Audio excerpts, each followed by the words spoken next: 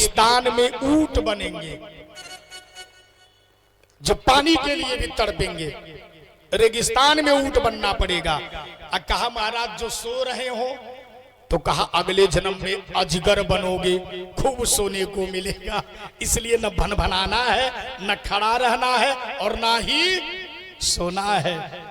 आपका ध्यान, आपके कान, आपका मुखारबिंदु यानी आंख सीधे परमात्मा की कृपा पर रहे और ध्यान देना। ये श्रीमद् भागवत महापुराण पता है क्या है? कहा निगम तर पगर गलितम फलम सुखम मुखादमृत द्रव संयुतम पिबत भागवतम रसमालयम मुहुरहो रसिका भूवि भावुका। कहा सज्जनों ये निगम वेद है, वेद रूपी कल्प वृक्ष है और उसी कल्प वृक्ष का पका हुआ फल श्रीमद् भागवत महापुराण है। दुनिया की जितने भी पुराण बने, जितने भी वेद बने, शास्त्र बने, कहा श्रावणम, कहा सुनो, लेकिन दुनिया में श्रीमद् भागवत महापुराण जब बना तो लिखते हैं कहा पिबत भागवतम रसमालयम। भागवत जी की कथा सुननी नहीं है, क्या करना है? पीना है। कहा कितनी बार पिए? कहा मुहुर रहो रसिका भूवि भावुका। जो भगवान के रसिक हैं, कथा के रसिक हैं, बार बार पियो। जितनी बार पियोगे उतनी बार नई सीखें आपके जीवन में आएंगी। जीवन जीने का सलीका, रहने का सलीका, बैठने का सलीका, उठने का तरीका, खाने का सलीका, जीने का सलीका भगवान की भागवत कथा आपको सिखाएगी। और इस प्रकार से कहा पिबत भागवतम रसमालय, पीते रहो। अच्छा कई लोग कहते महाराज कितनी बार पिए? अभी तो कुछ दिन पहले विजयीपुर में पिया, हकारपुर में पिया, भोरे पिया, काली मोड़ पर पिया, अब फिर गंगा छापर में। कितनी बार? कहा बार बार पियो।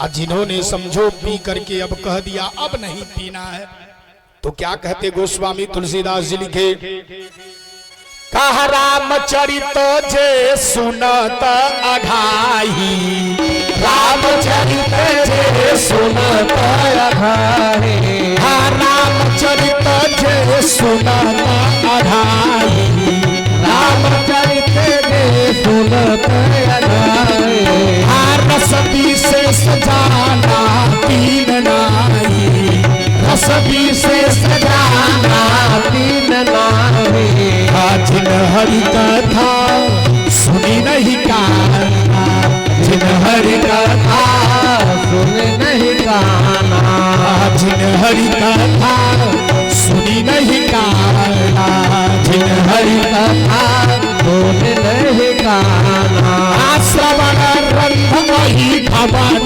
समाना, श्रवण रंग वही भवन समाना, श्रवण रंग वही भवन समाना, श्रवण रंग वही भवन समाना।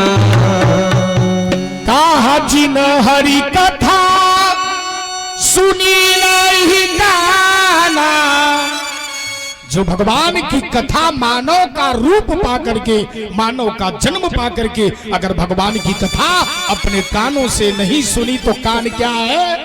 कहा श्रवण रंधी अहि भवन समान। वो कान कान नहीं है, सर्पों के रहने वाले स्थान है, बिल है। इसलिए भगवान की कथा सुनो। और इस प्रकार से अच्छा दूसरे श्लोक में वर्णन आता, माता जी मान लीजिए किसी को बेटा न हो रहा हो, बेटा हो नहीं रहा हो तो माताएं बड़ी परेशान रहती हैं कि हे ठाकुर जी एक कृपा कर दो। कहा क्या? कहा हमें भी एक पुत्र दे दो, बेटा दे दो। नहीं हो रहा है, परेशान हो करके माता कहीं हनुमान जी से निवेदन करेंगी, कहीं महादेव जी से, कहीं दुर्गा जी से, हे विंध्यवासिनी मैया मैं आपके दरबार में हर साल आऊंगी, एक कृपा कर दो, मुझे भी एक संतान दे दो, बेटा दे दो। माताएं कितना बेवकूफ लीपती हैं तब जाके संतान होता है कि नहीं? बड़ी तप और जप प्रार्थना से भगवान हमें संतान देते हैं। अब मान लीजिए संतान होकर के कहीं मर गया तो तब भी माता पिता दुखी रहते हैं, ऐ विधाता आपने क्या कर दिया, संतान तो दिया लेकिन अंत में छीन क्यों लिया। ध्यान देना।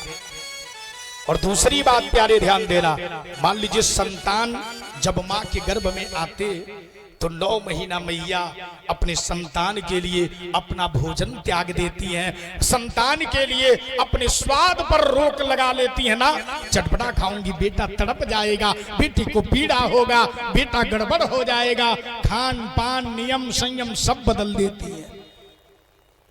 किस लिए? कि बेटे को कोई दिक्कत ना हो। और ध्यान देना, अब मान लीजिए बेटा होकर के सीधे वन की ओर चल दे, घर छोड़ करके होते ही कहीं चला जाए तो माता पिता के ऊपर क्या बीतेगी। और मानो दूसरे में सुखदेव जी की वंदना, काह्यम प्रप्रछन्तमनुपे तमपेत कृत्यम द्वैपायनो विरह का तरया जुहाव।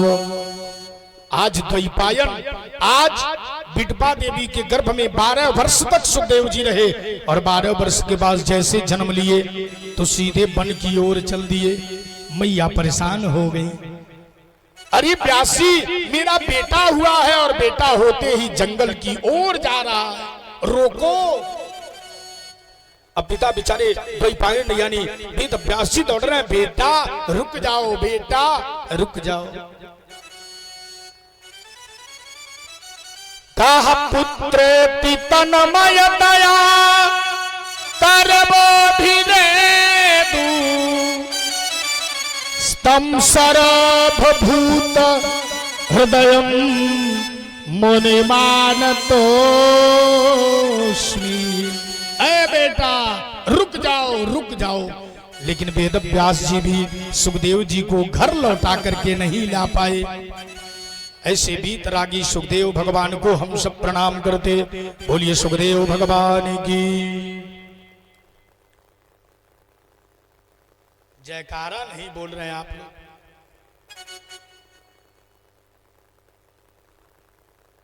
पीछे आप लोगों को कथा समझ में आ रही है ना? हा? जयकारा समझ में आ रहा है? बोलिए हनुमान जी महाराज की।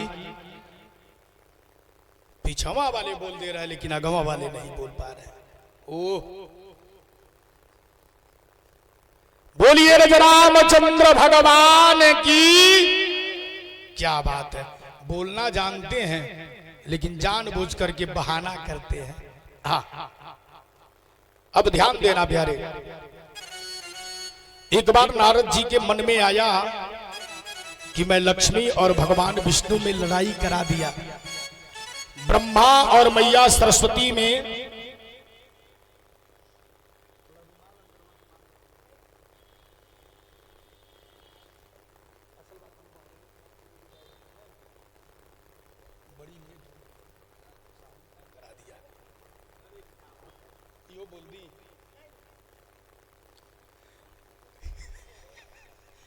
बोलिए वृंदावन बिहारी लाल की जय। असल बात एक शादी वाला मैटर था, उसी में चले गए थे।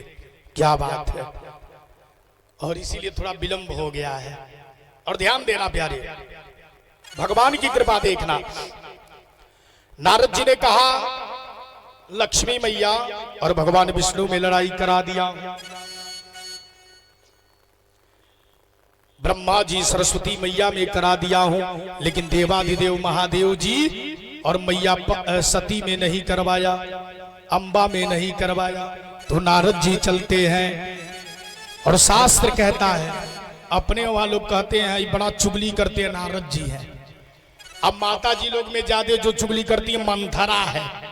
हाँ, लेकिन नारद जी ऐसे नहीं। नारदो देव दर्शना, नारद जी जिन जिन लोगों को मिले मानो परमात्मा मिले। नारम ज्ञानम ददाति इति नारद, नारद जो ज्ञान को दे वो नारद है। और इस प्रकार से महाराज ध्यान देना, आज नारद जी चलते हैं, कहा श्रीमन्नारायणो नारायणो नारायणो श्रीमन्नारायण नारायण नारायण श्रीमन्नारायणो नारायण श्रीमन्नारायणो नारायणो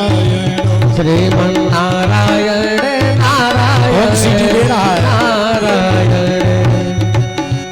श्रीमन्नारायणो नारायणो नारायणो श्रीमन्नारायण नारायण नारायण श्रीमन्नारायण नारायणो नारायण श्रीमन्नारायण नारायण नारायण हो लक्ष्मी नारायणो नारायणो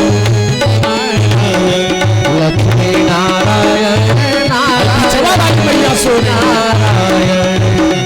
नारायण नारायण ठीक सामने वाली नारायण लक्ष्मी नारायण नारायण नारायण लक्ष्मी नारायण नारायण नारायण लक्ष्मी नारायण नारायण नारायण लक्ष्मी नारायण नारायण नारायण वंदरी नारायण नारायण नारायण वंदरी नारायण नारायण नारायण हाँ श्री कृष्ण गोविंद हरे मुरारी हे नाथ नारायण वासुदेवा श्री कृष्ण गोविंद हरे मुरारी हे नाथ नारायण वासुदेवा हाँ श्री कृष्ण गोविंद हरे मुरारी हे नाथ नारायण वासुदेवा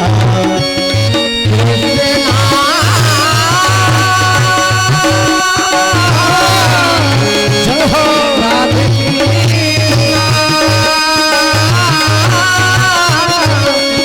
हरे हरे हरे हरे हाँ श्री कृष्ण गोविंद हरे मुरारी नाथ नारायण वासुदेवा श्री कृष्ण गोविंद हरे मुरारी नाथ नारायण वासुदेवा।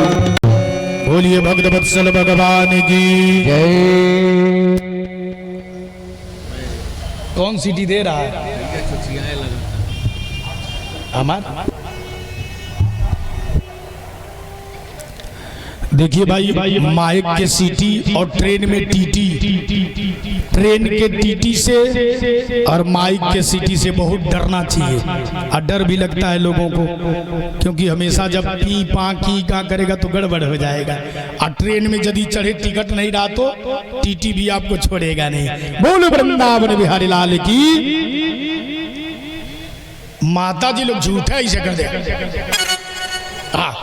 ऐसे उठा दे रही है। खा के ना बस हम ना कुछ खैले आई, सुबह 8 बजे से निकलल है। और ऐसा नहीं कि कलाकार हमारे बैठे हैं अभी खा करके बैठे हैं, अब ये लोग भी नहीं खाए हैं। ये देखिए, बोलिए रामचंद्र भगवान की। ध्यान देना मैया, आज नारद जी महाराज कैलाश पर्वत पर चलते हैं और मैया ने जैसे नारद जी को देखा तो बड़े सुंदर भाव के साथ नारद जी का स्वागत किया, आदर किया और सम्मान सहित बिठा करके जलपान कराती है और पूछती है, और नारद जी कैसे आना हुआ? नारद जी ने कहा, मैया क्या बताऊं, दुनिया में ना कोई झूठ कोई सत्य बोलने वाला नहीं है, सारे के सारे लोग झूठा प्रेम कर रहे हैं। अब नारद जी तो आए हैं लड़ाई लगाने, झगड़े कराने आए हैं, तो कहा भैया दुनिया में कोई सत्य बोलने वाला नहीं है, झूठा प्रेम दिखावा प्रेम में लीन है महाराज। क्योंकि सूर्य नर मुनि सब किया हरीति, हर स्वार्थो लागो करई सब प्रीति। कहा दुनिया में महाराज देवता हो, मनुष्य हो, दानव हो, मानव हो, सब बनावटी प्रेम कर रहे हैं।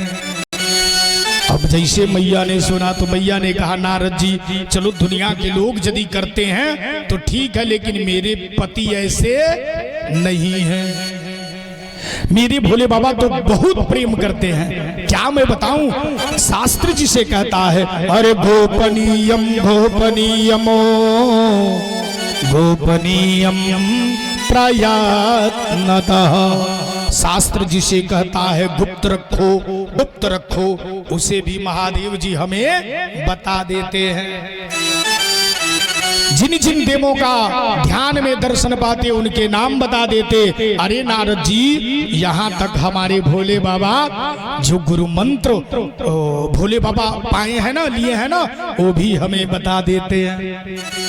नारद जी सोच रहे हैं कौन सी ऐसी बात कहूं कि मां भड़क जाए, भोले बाबा के प्रति भड़क जाए। तो मानो नारद जी ने कहा, मैया यदि भोले बाबा ऐसा करते हैं तो आप भाग्यशाली नहीं सौभाग्यशालिनी हो। तो मैया ने कहा, मैं हूं, बिल्कुल मैं हूं, हाथ जोड़ लिया। अब नारद जी को मौका मिल गया। नारद जी ने कहा, ऐ मैया यदि आपके भोले बाबा इतना प्रेम करते हैं तो उनके गले में जो मुंडों की माला है उसके बारे में आपको जरूर बताए होंगे। अब तो मैया का दिमाग घूम गया। प्रेम तो करते हैं लेकिन कभी मालों के बारे में जिक्र नहीं किया। मैया ने कहा, नारद जी ओ क्या है, सब तो ठीक है लेकिन कभी मुंड के माला के बारे में बताया नहीं।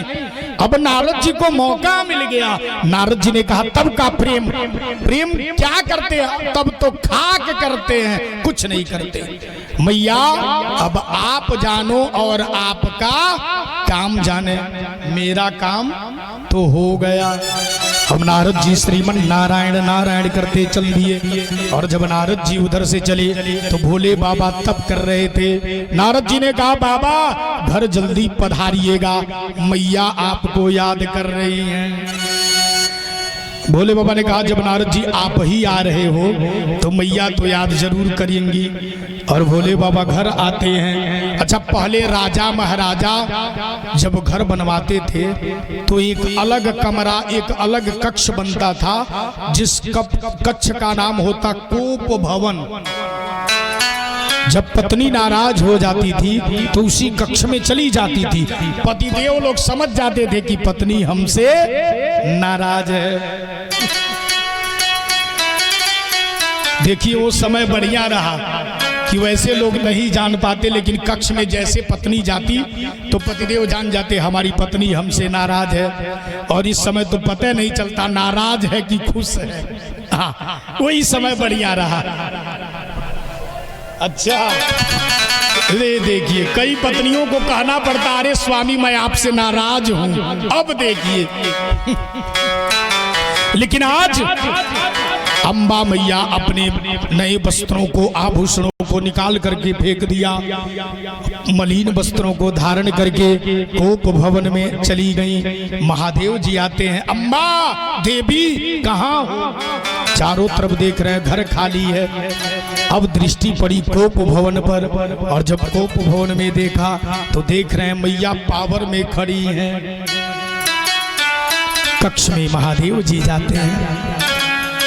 देवी क्या हुआ, आप नाराज क्यों हो? कहा ना आपसे हमें बात नहीं करनी है। कहा अरे नाराजगी का कारण बताओ। मैया ने कहा भोले बाबा आप मुझसे प्रेम करते हो। कहा प्रेम? कैसी बात कर रही हो देवी? इतना प्रेम करता हूँ, इतना प्रेम करता हूँ, दुनिया में शायद कोई किसी से प्रेम करता हो। मैया ने कहा बिल्कुल झूठ बोल रहे हैं आप, प्रेम नहीं करते। एक तो आप ऊपर से भी काले हैं और दिल के भी आप काले हो। आप बनावटी प्रेम करते हो। आप कपटी नहीं, महान कपटी हो। भोले बाबा के आंखों में आंसू आ गया। जिस देवी से मैं इतना प्रेम करता हूं आज मुझे कपटी बना दिया। महादेव जी ने पूछा आखिर मैं प्रेम नहीं करता हूं, इसका प्रमाण आपके पास है? कहा बिल्कुल है। कहा क्या? कहा आप मुझसे प्रेम करते हैं? कहा बिल्कुल करता हूं। कहा आप जो अपने गले में मुंड की माला धारण किए हैं उसके बारे में आपने कभी बताया? ये किसके माला है और क्यों धारण करते हैं? तो भोले बाबा ने कहा देवी आपने कभी पूछा नहीं, आपने कभी पूछा नहीं, इसलिए बताने का कारण नहीं समझा। कहा इसीलिए तो मैं कह रही हूं आप कपटी नहीं, महान कपटी हो। भोले बाबा ने कहा देवी पता है ये किसके माले हैं, ये किसके मुंड है? कहा किसके? कहा आपके। जितनी बार आप मरती हो उतनी बार आपके मुंड को धागे में पिरो करके गूह करके मैं अपने गले में हृदय से लगा करके रखता हूं ताकि आपकी याद जीवन पर्यंत हर जन्म में बनी रहे। कहा महाराज तब तो आप महान कपटी हो। कहा क्यों? कहा कौन सी बूटी आपने पिया है कि आपको मरना नहीं पड़ता और मुझे बार बार मरना पड़ता है? कौन सी बूटी का पान आपने किया है कि भोले बाबा आप मरते नहीं और हमें बार बार मरना पड़ता है? तो महादेव जी ने कहा श्रीमद् भागवतम शास्त्रम। ऐ मैया मैंने अमर कथा का पान किया है। श्रीमद् भागवत महापुराण का एक नाम है अमर कथा, जिसे सुनने के बाद जीव अमर हो जाते थे। और ध्यान देना प्यारे। तो मैया ने कहा मुझे भी अमर कथा सुनना है, इसलिए आप हमें भी अमर कथा सुनाओ। महादेव जी ने कहा चलो मैं सुनाऊंगा, लेकिन हमारी एक शर्त है। कहा क्या? कहा मैं आंख बंद करके कथा को सुनाता हूं और आपको हुकारी भरनी होगी। मैया तैयार हो गई और इधर गोलोक धाम में राधा रानी सुखदेव जी को अपने गोद में खिला रही हैं। मैया ने कहा सुखदेव जी अब आपको धराधाम पर जाना होगा, मृतलोक को जाना होगा। कहा क्यों? कहा जा करके आप भगवान की भागवत कथा हमारे कृष्ण कथा का प्रचार करो, प्रसार करो। सुखदेव जी ने कहा मैया अब जाने के लिए तो मैं जा सकता हूँ, लेकिन माया का असर हो जाएगा। जो 2-4 माला आपके नामों का जप रहा हूँ मृतलोक में जाने के बाद सब छूट जाएगा। कहा बिल्कुल नहीं छूटेगा, मैं आपको वचन देती हूँ। और वही राधा रानी के गोद में खेलते खेलते सरकते सरकते वही कैलाश के मानसरोवर के पास हमारे सुखदेव जी एक पक्षी के गर्भ में प्रविष्ट हो गए। बोलिए वृंदावन बिहारी लाल की। और वही कैलाश पर्वत के मानसरोवर पर हमारे वेद व्यास जी अम्बा को, भगवती को भगवान की कथा सुनाते हैं। पहले दिन की कथा दूसरे दिन, तीसरे दिन, चौथे दिन मैया हुकारी भरती रही। इधर तोते के गर्भ में सुखदेव जी आए हैं, अंडे के रूप में परिणित हो गए। अब कथा सुनने का प्रभाव रहा कि चौथे दिन अंडा बच्चे के रूप में परिणित हो चला, बच्चा बन गया। अमर कथा चल रही है, महादेव जी सामने बैठे सती अम्बा को, भगवती को सुना रहे हैं और पीछे अंडे के रूप से बच्चे के रूप में परिणित होकर के सुखदेव भगवान बैठे हैं, भगवान की कथा को सुन रहे हैं। चौथे दिन सांध बेला में जैसे महादेव जी ने कहा, देवी पार्वती जब श्री उद्धव जी को पता चला कि प्रभु अपनी लीला को समाप्त करके जाना चाहते हैं, तो उद्धव जी जाते हैं, प्रभु आप योग क्या है, वियोग क्या है, इसके बारे में बताओ। और जैसे महादेव जी ने कहा, उसी समय भगवती को नींद आ गई। और जब नींद आ गई तो पीछे तोते ने देखा कि अब मैया सो गई हैं, अब क्या करूं, तो तोता हुकारी भरने लगा। चौथे दिन की कथा परिपूर्ण, पांचवें दिन, छठे दिन, सातवें दिन, और जैसे कथा पूर्ण विराम हुआ, बोलिए श्रीमद् भागवत महापुराण की।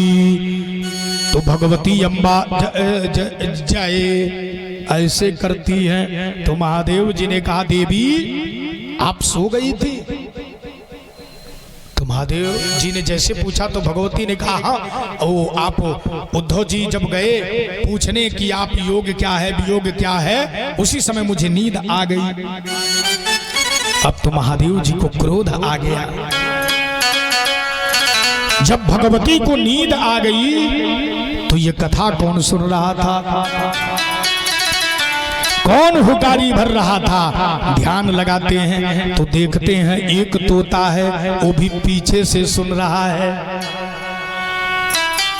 महादेव जी ने तुरंत त्रिशूल उठा लिया, कहा, ऐ चोर, तूने भगवान के कथा के साथ खिलवाड़ किया है, तूने भगवान के अमर कथा का अपमान किया है, तूने चोरी की है, इसलिए मैं तुझे छोड़ने वाला नहीं हूं। इसीलिए शास्त्र कहता है, सम्मुख हो ही जीव मोहि जबहि। भगवान की कथा पीछे से नहीं सुनी जाती है, सामने से सुनी जाती है। और इधर ध्यान देना, भोले बाबा त्रिशूल लेकर के लगे दौड़ाने, और जब दौड़ाने लगे उसी समय मानसरोवर से गुजरते हुए हमारे सुखदेव जी आगे आगे उड़ रहे हैं, तोता आगे आगे उड़ रहा है, पीछे पीछे महादेव जी त्रिशूल लिए दौड़ रहे हैं। रुक जाओ, मैं तुम्हें छोड़ने वाला नहीं हूं। आगे आगे जा रहे हैं सुखदेव जी, पीछे पीछे महादेव जी। कैलाश पर्वत से उड़ता उड़ता कैलाश से नीचे आप उतर कर आएंगे तो बद्री धाम पड़ता है, और बद्री धाम से भगवान वेद व्यास जी वास करते हैं। उनकी कुटिया का नाम सम्यप्रास है, उनकी पत्नी बिटपा देवी हैं, और बिटपा देवी तुलसी मैया का पूजन कर रही हैं, जल चढ़ा रही हैं। अच्छा, माताओं में एक विशेषता है, जब भी पूजा करती हैं तो कुछ मंत्र वंत्र तो आता नहीं, लेकिन वैसे ही कहती हैं, हे प्यारे प्रभु, हे सूर्य नारायण, आप इतनी कृपा करना, हमारे पति को ठीक से रखना, हमारे बच्चों को ठीक से रखना, पढ़ा लिखा करके IAS PCS doctor master engineer बना देना। ऐसे कुछ न कुछ गुनगुनाते रहती हैं, भगवान से मानो बोलती रहती हैं। और बिटपा देवी ने जैसे मुंह खोला, वो तोते ने छोटा सा रूप बना करके बिटपा देवी के मुख के माध्यम से गर्भ में प्रविष्ट कर गए। बोलिए श्री सुखदेव भगवान की जय। सुखदेव भगवान आ गए, भोले बाबा सामने है, वेद व्यास जी सामने। प्रणाम महादेव जी, प्रणाम प्रणाम। कहा, इधर आपका आगमन कैसे हुआ? कहा, ये चोर है, उसी को मैं ढूंढ रहा हूं, और बिन मारे मैं छोड़ने वाला नहीं हूं। कहा, आखिर चोरी क्या किया है? कहा, अमर कथा को। कहा, अमर कथा मतलब? कहा, भगवान की कथा है अमर कथा, जो सुन लेता है अमर हो जाता है। तो वेद व्यास जी ने कहा, तो महादेव जी क्या वो चोर आपकी कथा को सुना है? कहा, बिल्कुल सुन लिया है। कहा, सुनने वाला अमर हो गया होगा, आप उसे मार पाओगे? तो महादेव जी ने सर पीटा, कहा, हाँ ये तो सत्य है, मार नहीं पाऊंगा। वेद व्यास जी ने कहा, यदि मार भी देते हो तो आपकी कथा का प्रभाव समाप्त हो जाएगा। तब महादेव जी तुरंत साप दिया, जाओ आज से ये जो अमर कथा है सुनने के बाद जीव अमर हो जाते थे, आज के बाद अमर नहीं होंगे, मात्र सुनने के बाद गति हो जाएगी, गति बन जाएगी। और इस प्रकार से आशीर्वाद दिया, साप दिया। और तभी से जीवात्मा भगवान की कथा सुन करके अमर नहीं होते बल्कि गति बन जाता है। अच्छा, वक्ता आ गए, वक्ता आ गए सुखदेव भगवान, ध्यान देना, वक्ता आ गए। अब किसका नंबर है? श्रोता का। सुनने वाला भी तो चाहिए, अभी तो सुनाने वाले आए हैं। सूत जी महाराज सोनकाद ऋषियों को बताते, महाराज वेदव्यास जी कि वही जो सुखदेव भगवान थे 12 वर्ष बिडपा देवी के गर्भ में रहे। 12 वर्षों के बाद जन्म लेते ही जंगल की ओर चल दिए।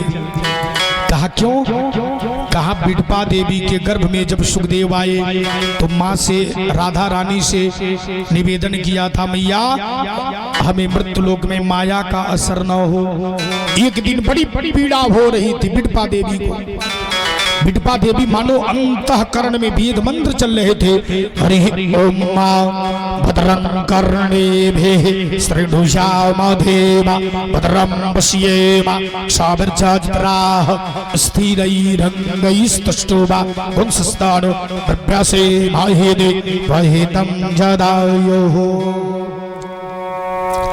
अंदर वेद मंत्र गर्भ में चल रहा था। बिडपा देवी ने कहा, ऐ वेदव्यास जी, अरे मुझे पीड़ा हो रही है, आप जो गर्भ में बालक है उसे बाहर निकालो। आते हैं, कान लगा करके सुनते हैं, गर्भ में वेद मंत्र चल रहा है। मानो वेदव्यास जी ने कहा, ये कोई साधारण नहीं है। कहा है कौन? कहा कोई भी हो, बाहर निकालो। तो वेदव्यास जी ने कहा, बेटा आप बाहर आ जाओ, आपके माँ को पीड़ा हो रही है, दुख हो रहा है। तो मानो अंदर से आवाज आई। कहा ना, मैं बाहर आने वाला नहीं हूं। वेदव्यास जी ने पूछा, आखिर क्यों? कहा बाहर आऊंगा तो भगवान विष्णु के माया का असर हो जाएगा, इसलिए मैं बाहर आने वाला नहीं हूं। वेदव्यास जी ने कहा, मैं वचन देता हूं कि विष्णु भगवान के माया का असर आपके ऊपर नहीं होगा। मानो अंदर से आवाज आई कि आपके कहने से मैं बाहर नहीं आऊंगा। यदि मायापति भगवान विष्णु आकर के कह दें तो मैं बाहर आ जाऊंगा। और भगवान विष्णु को आना पड़ा। भगवान विष्णु ने कहा, सुखदेव आप बाहर आ जाओ, मैं आपको वचन देता हूं कि मेरे माया का असर नहीं होगी। और तब सुखदेव जी बाहर आए और वही सुखदेव जी जन्म लेते ही सीधे वन की ओर चल दिए। अच्छा, जब माया का असर ही नहीं है तो कौन माँ है, कौन पिता है, कौन धन है, कौन संपत्ति है, कोई मतलब रहेगा? कोई मतलब नहीं। और वही वेदव्यास जी महाराज, एक वेद था वेदत्रयी, यानी 4 वेद बना दिए। ऋग्वेद था, शुक्ल यजुर्वेद, सामवेद, अथर्ववेद, 4 वेद बना दिए। 6 शास्त्रों की रचना कर दिए, 17 पुराणों की रचना कर दिए, फिर भी मन में संतोष नहीं है। बुढ़ापा आ गया है, मन में वेदना है। लोगों को जब देख रहे हैं वेदव्यास जी सिर्फ सोने खाने पीने में लीन है, वेद का कोई अर्थ नहीं लगा पावे, अनर्थ कर दे। 17 पुराणों में भी शांति नहीं मिली, मन व्याकुल है। उसी समय नारद जी आए। नारद जी ने कहा, वेदव्यास जी प्रणाम, आप उदास क्यों हो? वेदव्यास जी ने कहा, नारद जी मैं दुनिया को देख करके उदास हूं। ये दुनिया के लोग केवल खाने पीने सोने में लगे हुए हैं, कोई वेद के अर्थ को समझ नहीं पा रहा है। 17 पुराणों को मैंने लिखा लेकिन फिर भी कोई समझ नहीं पा रहा है, इसलिए मेरे मन में शांति नहीं है।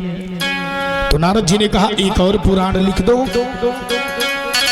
एक और पुराण लिख लो। कहा महाराज बुढ़ापा आ गया, कितना करूं? अच्छा, बुढ़ापे में विशेष कुछ होगा?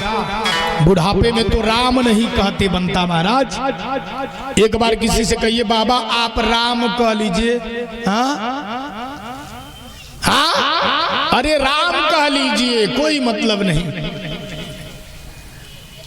राम कहने कब आएगा? कहा जब बालपन से ही रियाज रहेगा, जब छोटी अवस्था से ही आप भगवान का नाम जपेंगे तब राम कह पाएंगे। और राम तो प्यारे साधारण है, राम, मुख आपने खोला राम, बंद किया राम हो गए। लेकिन वही जब आपको कृष्ण कहना पड़ेगा तो कह पाएंगे? कहिए कृष्ण। जीव को मरोड़ना पड़ता है तब जाकर के कृष्ण आते हैं। राम कहने बन नहीं रहा तो कहां से कृष्ण कहोगे? इसीलिए आदत डालो, भगवान का नाम जपने की आदत डालें। अच्छा, कई लोगों से कहा जाता महाराज आप भगवान का भजन करो। कोई 10 साल का लड़का है अगर भगवान का नाम जपता है तो कहते हैं देखो ये साधु बन गया। कई लोग कहते महाराज अभी तो हम 7 साल के हैं, 10 साल के हैं, क्या भगवान का नाम लेना, जब समय आएगा तो जपूंगा। अब मान लीजिए 20 वर्ष में यमराज आवे, हाथ पकड़ करके लेके चले जाएं, न बुढ़ापा आएगा न भजन होगा। जवनिये में टिकट अगर कट गया तो बुढ़ापा आइबे नहीं करेगा। जब बुढ़ापा नहीं आएगा तो भजन होगा।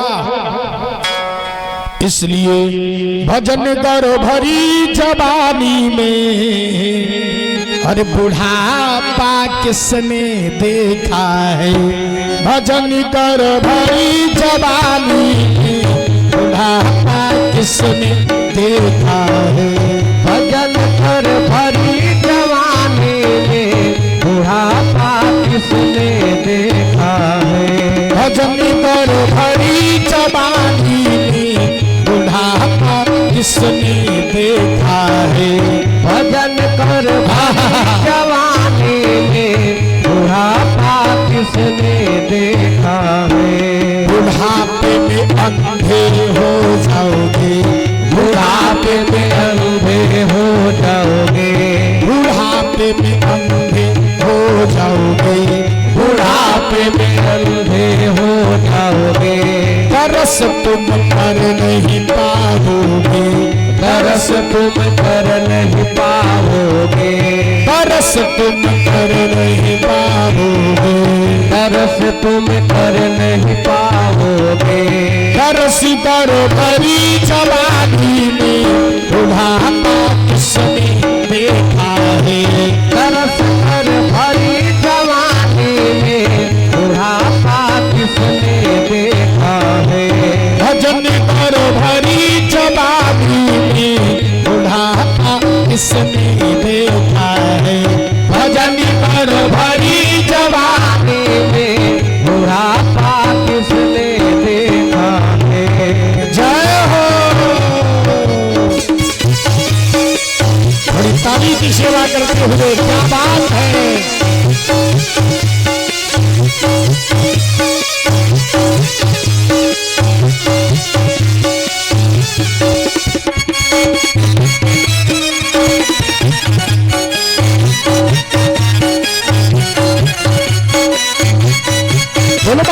हरिलाल की जय हो।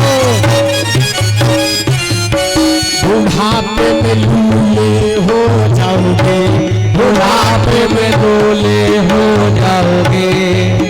अच्छा, लूले का मतलब विकलांग नहीं, ऐसा नहीं कि आप लूले हो गए हाथ नहीं उठ रहा ना। बुढ़ापे में लूले का मतलब है प्यारे, आप बुढ़ौती में दान देना चाहते हो और बेटे ने हाथ पकड़ लिया तो समझ जाइए आप सशरीर सुंदर शरीर होते हुए भी आप विकलांग हो। बुढ़ापे में लूले हो जाओगे, बुढ़ापे में लूले हो जाओगे। दान तुम कर नहीं पाओगे, दान तुम कर नहीं पाओगे। बेटा हाथ पकड़ लिया ना, कहा करे अरे मंदिर में 11,000 दान दे दूं ना, 11,000 दे नहीं पाओगे। हाँ दान तुम कर नहीं पाओगे, दान तुम कर नहीं पाओगे, दान तुम कर नहीं पाओगे, दान तुम कर नहीं पाओगे। दान करो भरी जवानी में बुढ़ापा किसने देखा है, दान कर भरी जवानी में बुढ़ापा किसने देखा है। भजन करो भरी जवानी में बुढ़ापा किसने देखा है, भजन कर भरी जवानी में बुढ़ापा किसने देखा है। बोलिए हनुमान महाराज की जय हो।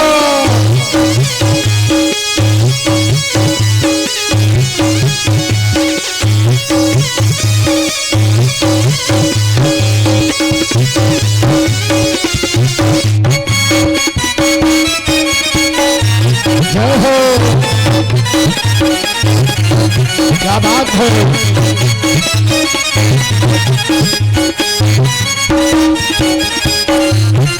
और ध्यान देना कैसे, हाँ बुढ़ापे में लंगड़े हो जाओगे, बुढ़ापे में लंगड़े हो जाओगे, बुढ़ापे में लंगड़े हो जाओगे, बुढ़ापे में लंगड़े हो जाओगे। तीर्थ तुम कर नहीं पाओगे, तीर्थ तुम कर नहीं पाओगे, तीर्थ तुम कर नहीं पाओगे, तीर्थ तुम कर नहीं पाओगे। तीर्थ पर भरी जवानी में बुढ़ापा किसने देखा है, तीर्थ कर भरी जवानी में बुढ़ापा किसने देखा है। भजन करो भरी जवानी में बुढ़ापा किसने देखा है, भजन करो भरी जवानी में बुढ़ापा किसने देखा है।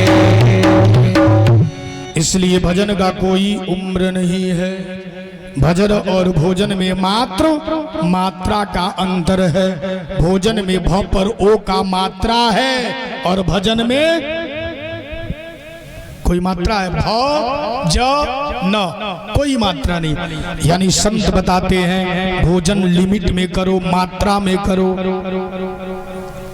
ज्यादा पूरी खा लोगे पेट बिगड़ जाएगी, मालपुआ ज्यादा खा लोगे पेट गड़बड़ हो जाएगा। भोजन में मात्रा है लेकिन भजन जितना ही होगा अपच नहीं होगा, बल्कि आपके जीवन को बनाने में लाभप्रद होगा। इसलिए भजन अनवरत चलता रहे। नारद जी आए, प्रणाम किए, कहा महाराज आप चिंता तुर क्यों हो। कहा महाराज मैंने वेद को एक वेद से वेद त्रयी किया, 6 शास्त्रों को लिखा, 17 पुराणों को लिख दिया, फिर भी दुनिया के लोगों को समझ नहीं आ रहा है, मेरे मन में शांति नहीं है। तो नारद जी ने कहा एक पुराण और लिख दो। कहा अब नहीं लिख पाऊंगा, बुढ़ापा आ गया है। कहा गुरु गोविंद का संत का आश्रय ले लो, काम आसान हो जाएगा। संतों का आश्रय ले लो, काम आसान हो जाएगा। तो नारद जी ने कहा वेद व्यास जी ध्यान देना, पूर्व जन्म में मैं एक दासी का बेटा था, पूर्व जन्म में मैं एक दासी का बेटा था, मेरा नाम राम बालक था, बालक दास। मैंने जैसे माँ के गर्भ से जन्म लिया, पिता की मृत्यु हो गई। नितांत गरीबी में मेरी माँ मेरा लालन पालन प्रेम दुलार प्यार करती रही। महाराज जी वेद व्यास जी ध्यान देना, गरीबी सबसे बुरी चीज है प्यारे। कुछ भी करा सकती है गरीबी। नारद जी ने कहा मैंने जैसे जन्म लिया पिता की मृत्यु हो गई, नितांत गरीबी मेरी माँ झेलती रही। और माँ, एक बात मैं बता दूं, अपने पुत्र के लिए, परिवार के लिए झुकने को, हर स्तर पर गिरने को तैयार होती है माँ। अपने न खाएगी, नहीं खाएगी चलेगा, लेकिन अपने पुत्र को बिना खिलाए सुलाएगी नहीं। नारद जी ने कहा मेरी माँ लोगों के घर में झाड़ू पोछा करने लगी और लोगों से एक ही निवेदन करती, आप कुछ मत करना, मुझे रुपया नहीं चाहिए, मुझे धन नहीं चाहिए, बस मेरे पुत्र को 2 वक्त का रोटी दे देना। ये दुनिया के लोग भी महाराज बड़े अजीब होते हैं। दुनिया में 2 प्रकार के जीव हैं प्यारे। एक के पास इतना धन है, इतना धन है, पेट में भूख नहीं है। ध्यान से सुनिएगा, एक के पास इतना धन है, इतना धन है, पेट में भूख नहीं है, और दूसरे के पेट में भूख है लेकिन पास में खाने के लिए धन नहीं है। एक के पेट में भूख है तो धन नहीं है, और एक के पास धन है तो भूख नहीं है। दुनिया की ऐसी स्थिति बनी, नारद जी कहते महाराज मेरी माँ जब मुझे लेकर के जाती, दुनिया के लोग ताना मार करके मेरी माँ को हटा देते। मेरी माँ संतों के आश्रम में लेकर के गई और संतों के पास जब गई तो संतों से निवेदन करती है, बाबा मुझे कोई भी काम होगा, चौका बर्तन गाय दोहना जो भी काम होगा मैं करूंगी, मुझे इसके बदले में रुपया नहीं चाहिए, धन नहीं चाहिए, मात्र 2 वक्त का रोटी मेरे बेटे को दे देना। संतों को दया आ गई। नारद जी ने कहा वेद व्यास जी ध्यान से सुनिएगा, मेरी माँ संतों के आश्रम में लेकर के गई और जब निवेदन किया तो संतों को दया आ गई। संतों ने कहा अपनी गुरु माता के पास जाओ, और मेरी माँ मुझे लेकर के जाती है, गुरु माता को प्रणाम करती, निवेदन करती है कि आप जो भी काम कहोगी मैं करूंगी, इसके बदले में मेरे पुत्र को 2 वक्त का प्रसाद दे देना। अब गुरु माता के आश्रम में गायों का दूहन करने लगी, झाड़ू पोछा करने लगी। नारद जी ने कहा महाराज अब संतों के वहां सुबह 4 बजे से लेकर के रात 10 बजे तक अरे ओम नमो भगवते वासुदेवाय, ओम नमो भगवते वासुदेवाय, ओम नमो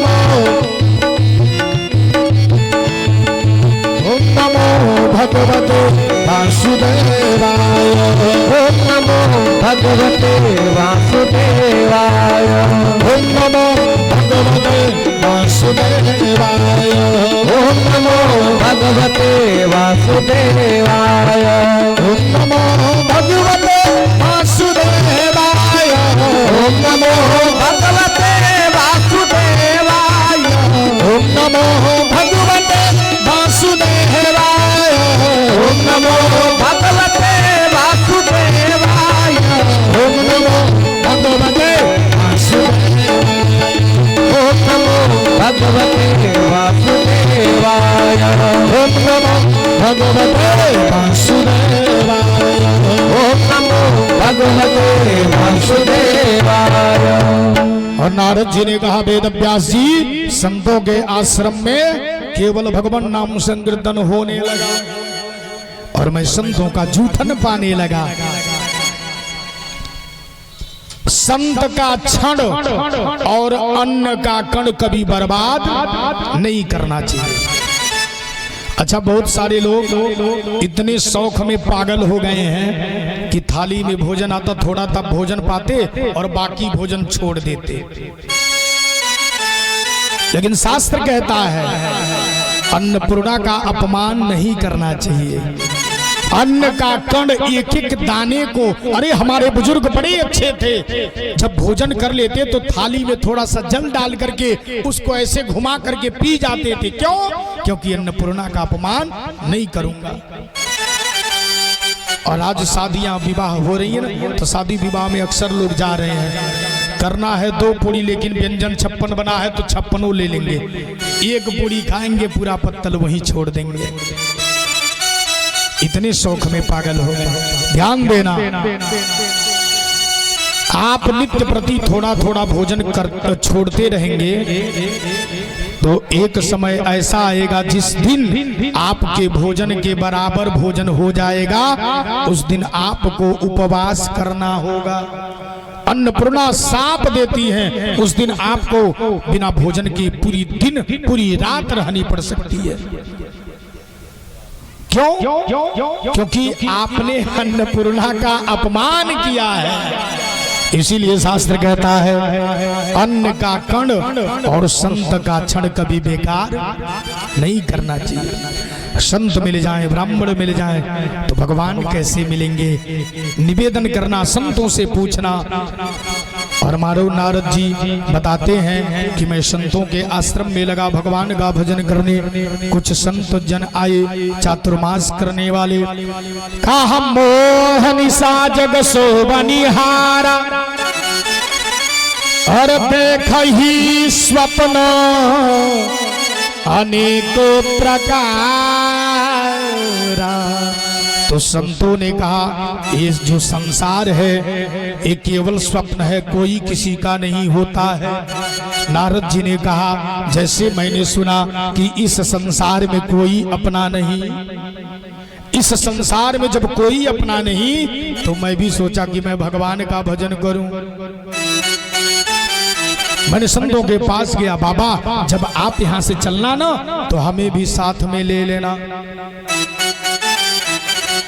और मेरी माँ वेदव्यास जी, जब मेरी माँ इस बात को सुनी कि मेरा बेटा संतों के साथ जाना चाहता है तो मेरी माँ रोने लगी। क्यों? क्योंकि एक माँ के जीवन में दो ही सहारा है, पहला उसका पति है, दूसरा उसका बेटा है। कहा पति बिन सूनी मांग है।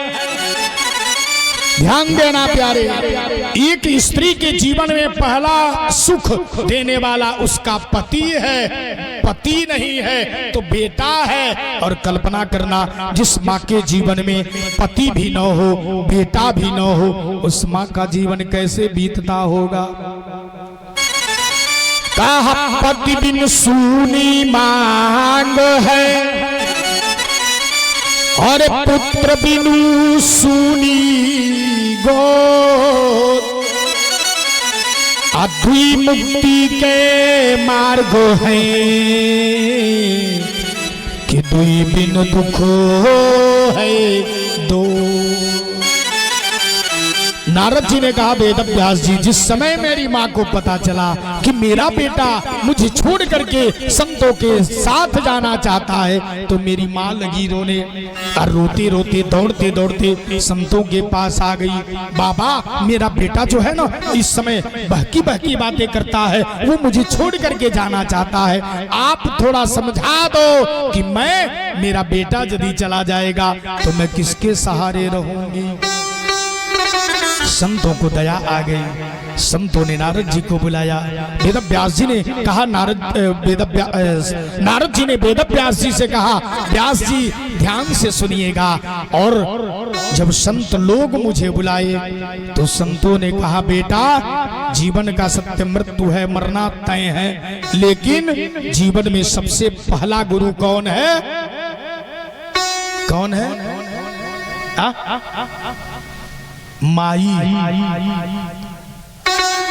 जीवन का पहला गुरु माँ है। माँ बताती है बेटा ये तुम्हारे पापा हैं, बेटा ये तुम्हारे भैया हैं, बेटा ये तुम्हारे नाना है, बेटा ये तुम्हारे नानी है, बेटा ये तुम्हारे मामा है, बेटा ये तुम्हारी मामी है, ये बुआ है, ये फूफा है, ये चाचा है, ये चाची है। माँ दर्शाती है, बताती है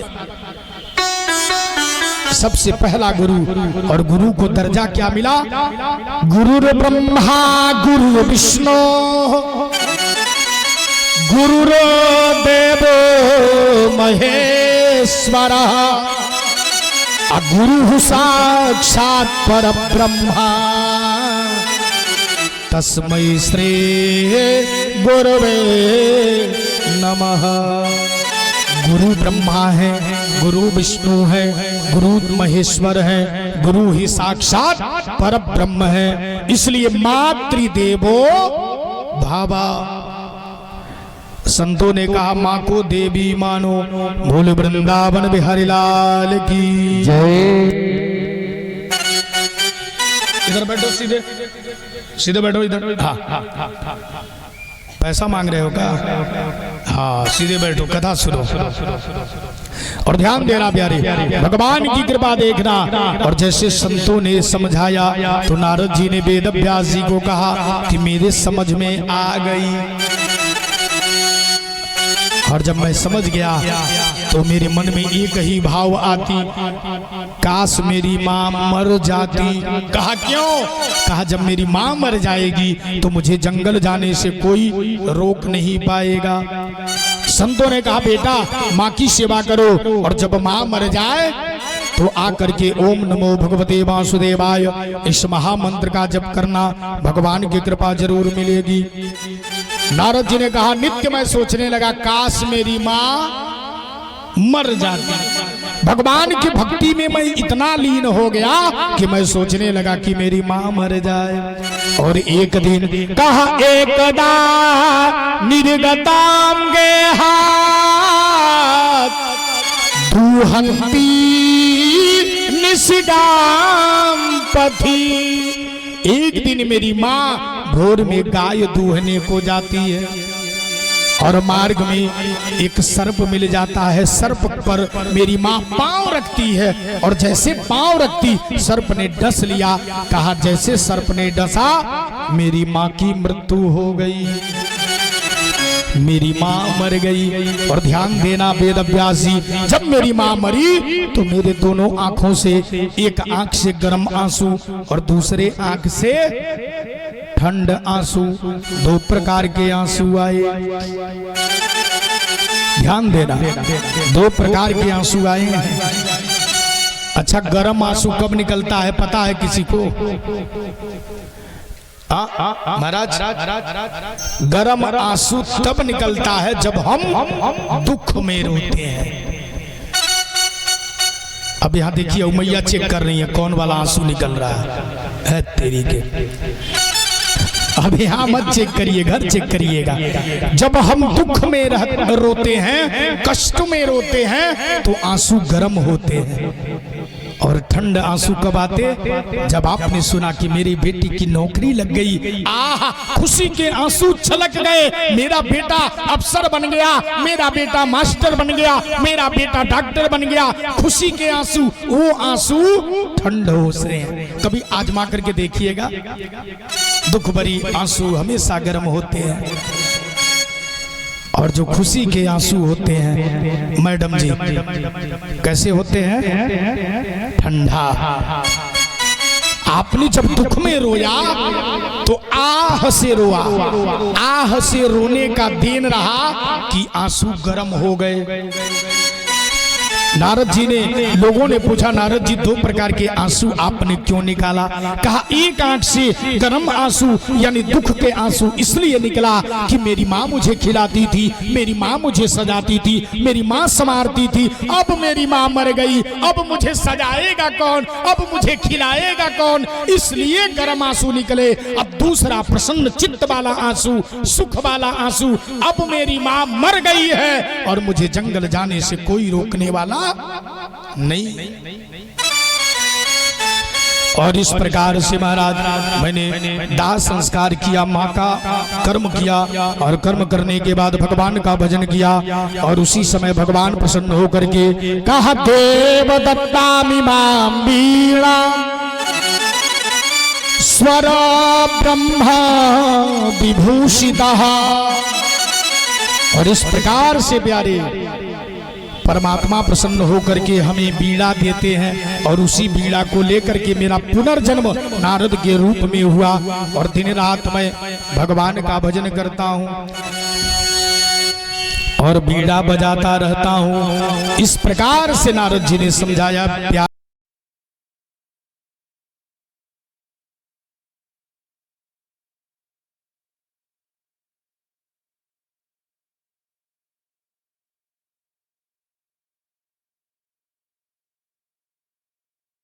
लोक से 18,000 श्लोक 1000 श्लोक बना दिए। तो मन में बात उठी कि ये पुराण किसको दिया जाए। मानो अंतःकरण से आवाज आई, इस पुराण को आप अपने बेटे को दे दीजिए। कहा ना, बेटे को दूंगा तो दुनिया के लोग ताना मारेंगे। तो कहा फिर दूसरा कोई है भी नहीं, ये पुराण वही ले सकता है जिसके अंदर न तो काम हो न तो क्रोध हो। कहा ऐसा है कौन? कहा आपका अपना बेटा सुखदेव। तो वेद व्यास जी अपने शिष्यों से एक मंत्र लिखवा करके देते। कहा मेरे बेटे के पास जाकर के सुनाना, और जब बेटा जग जाए तो उसे मेरे पास लेकर के आना। श्लोक दे दिया। कहा बरहा पीडम नटबर बपुहु कर्णयो करुणिकारम बिभ्रतो वासः कनक कपिशमो वैजयंतीं च माला। श्लोक दे दिया, आधा श्लोक। और जैसे सुखदेव जी के सामने शिष्यों ने श्लोक को बोला तो भगवान कृष्ण के सौंदर्य का वर्णन है। बरहा पीडमो नटवर बपुहु कर्णयोः कर्णिकारम। बर्ह का मतलब होता मोर का पंख। भगवान अपने मस्तिष्क पे मोर का पंख, नटवर मोर का पंख लगा करके इतनी सुंदर मुस्कान के साथ देख रहे हैं। ठाकुर के सौंदर्यता का वर्णन है। सुखदेव जी जैसे सुने समाधि टूट गई। कहा और सुनाओ, आगे सुनाओ। तो शिष्यों ने कहा प्यारे, यदि आगे सुनना है तो आपको अपने पिता के पास चलना होगा। तो कहा मैं पिता के पास नहीं जाऊंगा, छोड़ो, होगा कोई। पुनः समाधि में लीन हो गए। शिष्य दौड़े दौड़े आए। वेद व्यास जी ने पूछा क्या हुआ? कहा हमारा समाधि तो टूटी। आपके पुत्र ने कहा आगे सुनाओ, आगे। तो हमने कहा आगे सुनना है, पिता के पास चलो। तो समाधि में लीन हो गए। तो वेद व्यास जी ने कहा वो 500 पावर का टेबलेट था, अब 1000 पावर वाला लेकर के जाओ, इससे मेरा बेटा जरूर आएगा। दूसरा श्लोक दे दिया। कहा अहो बकीयमु स्तन कालकूटम और जीघाम सयापा ययदाप्य साध्वी। इतना सुंदर वर्णन है। कहा देखो, अरे अहो देखो तो सही। पूतना ने अपने स्तन में कालकूट नामक विष को, जहर को लगा करके आई। क्या करने के लिए? प्रभु को मारने के लिए। कहले भेदतीं तृचितां ततोन्यम हरे कम्बा दयालु शरणं ब्रजे। कहा इतना सुंदर दयालु कृपालु मेरे ठाकुर जी है। पूतना कालकूट विष लगा करके आई है हमारे प्रभु को मारने, लेकिन प्रभु ने उसे मां बना करके तार दिया, मां बना करके तार दिया। और सुखदेव जी ने जैसे सुना, कहा आगे सुनाओ, आगे। कहा आगे सुनना है तो आपको अपने पिता के पास चलना होगा। और वही सुखदेव जी पिताजी के पास आए। पिताजी हमें भागवत पढ़ाइए, भागवत सुनाइए।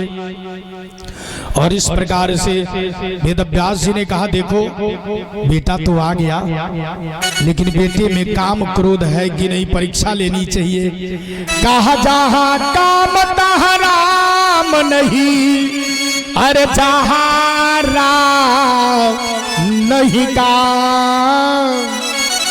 जहां काम होगा वहां राम नहीं होंगे, और जहां राम होंगे वहां काम नहीं होगा। अब काम क्रोध की परीक्षा लेने के लिए सुखदेव जी को जनक के पास भेजते हैं। जनक जी से कहवाते हैं महाराज मेरे बेटे का परीक्षा लो, कहीं इसके अंदर क्रोध तो नहीं, कहीं काम तो नहीं। सुखदेव जी आते हैं, ध्यान से सुनिएगा प्यारे। आज सुखदेव जी आए हैं, जनक जी के दरवाजे पर खड़े हो गए, द्वारपालों से निवेदन किया, ऐ महाराज जाकर के जनक जी से आप कहिए, बताइए कि व्यास नंदन सुखदेव आए हैं और उनसे मिलना चाहते हैं। द्वारपाल आते हैं, जनक जी महाराज की जय हो। व्यासनंदन सुखदेव आए हैं और आपसे मिलना चाहते हैं। तो मानो जनक जी ने कहा जाकर के उनसे कह दीजिए 3 रात 3 दिन यदि उसी स्थान पर रहेंगे तब जाकर के चौथे दिन हमारी उनकी मुलाकात होगी। ध्यान से सुनिएगा, ये क्रोध की परीक्षा हो रही है। क्रोध है कि नहीं? आप किसी के दरवाजे पर चले जाइए और कोई कह दे कि महाराज आप पूछिए, हमको प्रधान जी से मिलना है। अब कोई कह दे कि प्रधान जी 10 मिनट बाद मिलेंगे, बैठिए। तो पता है हम लोग क्या कहेंगे? बड़े आई हैं, अपने आप को इतने बड़े बन गए हैं कि 10 मिनट बाद मिलेंगे। लेकिन धन्य है सुखदेव जी, कहा 3 रात 3 दिन उसी स्थान पर रहेंगे तब चौथे दिन हमारी उनकी मुलाकात होगी। और वो सुखदेव जी महाराज 3 दिन 3 रात खड़े रहे भगवान के भागवत के लिए। जनक जी ने कहा जाकर के देख करके आओ, फिर सो रही है। बोलिए वृंदावन बिहारी लाल की। इनका टिकवा हटा दीजिए, टेक लगा देंगे ना, हम टेक लगाएंगे तो गिर जाएंगे। बस महाराज सोने आ रही हैं, हमको क्या करना? अगले जन्म में जब अजगर बनेंगी तब पता चलेगा। सोइए, हमारा काम क्या है बताना। सोइए, हाँ ध्यान दीजिएगा। क्रोध की परीक्षा हो रही है। जनक जी ने कहा जाकर के देख करके आओ कि सुखदेव की स्थिति क्या है। द्वारपाल दौड़े दौड़े आया, कहा अरे महाराज, जो पहले दिन मुस्कान थी उससे 1000 गुना अधिक मुस्कान बढ़ गई है, मानो आज सुखदेव जी नाच रहे हैं। क्रोध की परीक्षा हो गई कि क्रोध में पास हो गए। कहा लेकर के अंदर आओ। अंदर आते हैं और जब अंदर आए तो जनक जी को प्रणाम किया। जनक जी ने कहा महाराज जल जलपान हो, उसके बाद हमारी और आपकी मुलाकात होगी। जल जलपान के लिए भेजते हैं। 5 नव युवतियों को लगा दिया। ध्यान से सुनिएगा गंगा छापर के सुधी श्रोता बंधुओं,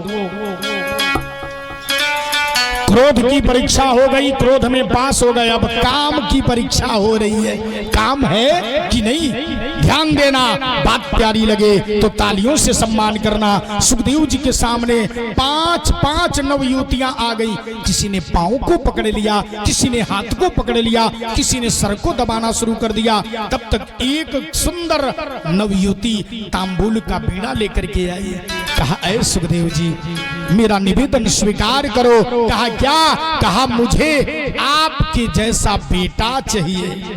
सुखदेव जी ने बड़ा सुंदर जवाब दिया। ध्यान देना, सुखदेव जी ने कहा ऐ देवी, इस संसार में एक दूसरे के जैसा कोई हो नहीं सकता है, इसलिए आज से ये सुखदेव आपका बेटा और आप मेरी माँ हो। आप मेरी माँ हो। काम की परीक्षा हो गई, काम भी नहीं, मां बना दिया प्यारे। और वही सुखदेव जी आए। राजा अब वेद व्यास जी के पास भगवान की भागवत पढ़ते हैं और आगे की कथा कैसे है। पुनः कै बजे से? हाँ 6:30 बजे से। 6:30 बजे से भगवान की कथा। ठीक है, 6:30 बजे तक भोजन बन जाएगा ना? भोजन तो कर ही लेंगे। देखिए आधा पंडाल भरा है, हम चाहेंगे आज ही पूरा पंडाल भर जाए रात में। हाँ, बोलिए रामचंद्र भगवान की